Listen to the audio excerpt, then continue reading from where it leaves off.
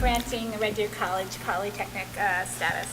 Well, as you know, the Red Deer College, as well as other community members, have made the application to the Government of Alberta, and the Ministry is in the process of considering it. There's no question that in the sort of from a visionary point of view, that we need to ensure that the people of Central Alberta have access to degree granting opportunities, and it's, I think, a fundamental thing for the province of Alberta, or for the city of Red Deer, and ultimately for the province of Alberta. We need to expand access to education. As you probably know, the government is doing an overall review of the public sector or the post-secondary learning system in the province, and this is part of it. So we'll be able to provide more detail on it in a few months, but we're certainly considering it and certainly working very closely with officials from the college to figure out more information as we do that. Will you make the new carbon tax revenue neutral for municipalities?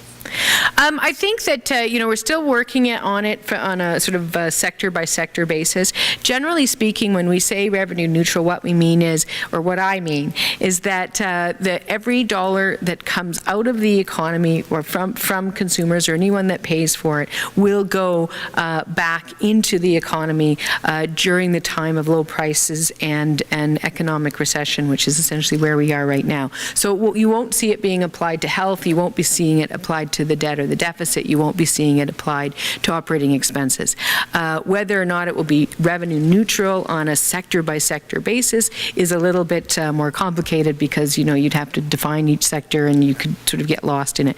But our fundamental principle is that every dollar that comes out goes back in, and it goes back in the form of either an adjustment in order to support people that are particularly struggling with the cost, low-income families, some small businesses, some particularly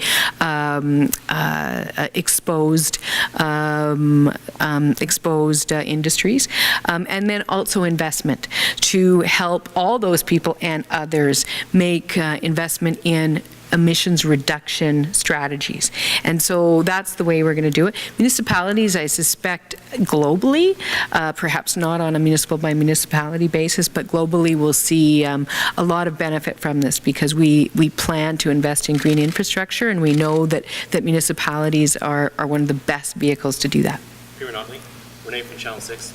How important was it for you guys to be a part of this financially and to support something like this, especially in Central Alberta region? Yeah, well, I think it was an excellent decision, frankly, by the previous government to move forward on it, and we were pleased to continue with that decision and to continue with that support. This is a wonderful opportunity for Red Deer College and for the city of Red Deer and for the community, as we heard about today.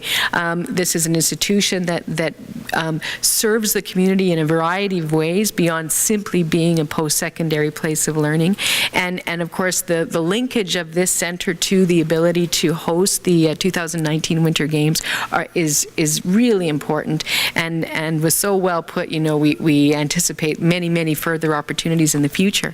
So I think it's absolutely an excellent investment, and then, as I've said before, particularly at this time in the economy, the jobs that it produces and the ability to keep people at work while we're doing this work, the timing couldn't be better, really. Premier Notley, Mike Sonington, CBC Calgary. Highest unemployment numbers in 20 years. What can the government do? What should it be doing? Well, there's no question that all Alberta is going through probably the most difficult economic times we've seen in decades. I mean, even the 80s may well not be as troubling as what we are dealing with right now. So there's a number of things that our government has committed to. First of all, when it comes to the government's role in the economy, we're focused on ensuring stability, that we continue to provide support to communities and to families as they need it. We're also, as I just mentioned, investing more in capital and infrastructure to provide job opportunities for people who are otherwise losing their jobs because of the slowdown in the economy.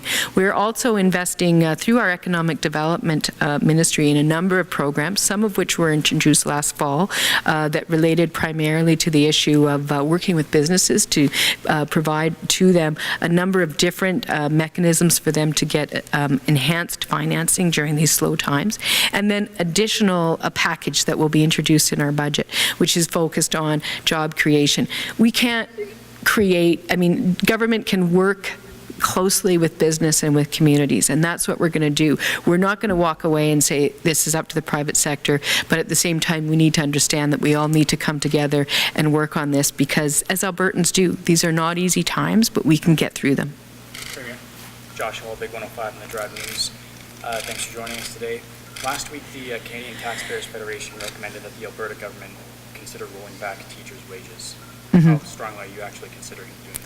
You know, as I often say, I don't engage in bargaining in the news and in the media as much as I love to talk to the media, and so what we are saying is that we will engage in very prudent, careful discussions on behalf of Alberta taxpayers, understanding that our education system happens to also be something that is very important to Albertans. It's very important to our future. It's very important to our kids. So we understand that, but we also understand, as I've just outlined, that we are in an unprecedented fiscal situation. So you'll see us move forward in a very careful and prudent way, and we'll hopefully get a good outcome that people are happy with. Premier Notley, Fraser Snowden from CTV News.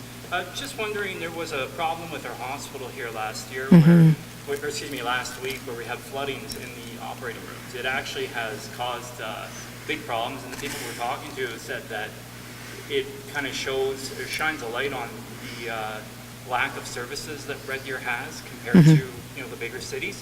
What's the government doing to try and, help, Red Deer's hospital services? Well, first of all, in terms of the immediate concern, let me just say I've been advised by Alberta Health Services that they're working pretty much 24 hours a day, 7 days a week, to get the beds that were closed and the surgical suites that were closed as a result of that flooding back and up and running again, and that should happen in between 4 and 6 weeks. And that, yes, surgeries, non-urgent surgeries have been postponed as a result of that. In the meantime, they're again working exceptional hours with the remaining surgical suites to make sure that urgent cases are dealt with here in Red Deer. And for the most part, they seem to be managing that. But we know that and then of course when they're fixed, they will be, and when the new suites or the repaired suites reopen, they will again be putting in much longer hours to catch up on the backlog.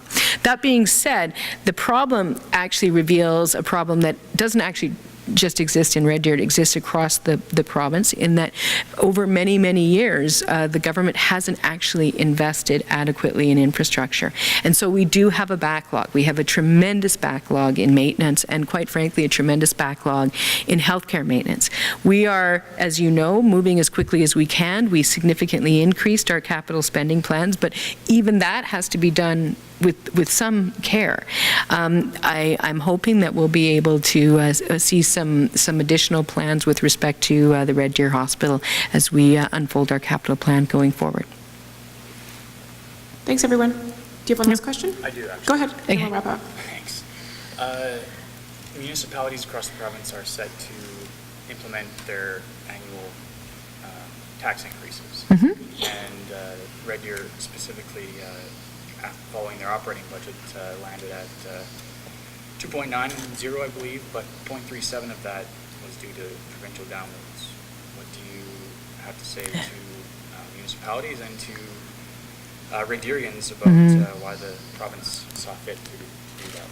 Well, I will say that on a municipality by municipality basis, I will say I am not personally briefed on each mill rate calculation. So what I will say is that we've been working as closely as we can with our municipal partners, and we will be doing more of that quite significantly going forward.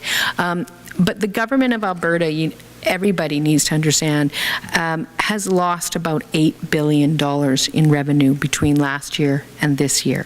It is almost a 20% drop in revenue. So we're all going to have to roll up our sleeves and work together to figure out how we get through this.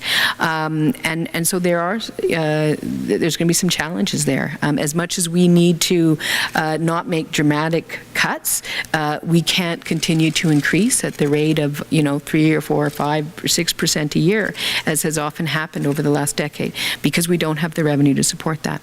So there's going to be some good conversations that will have to go ahead, and that will definitely involve our key partners in municipalities as we do that.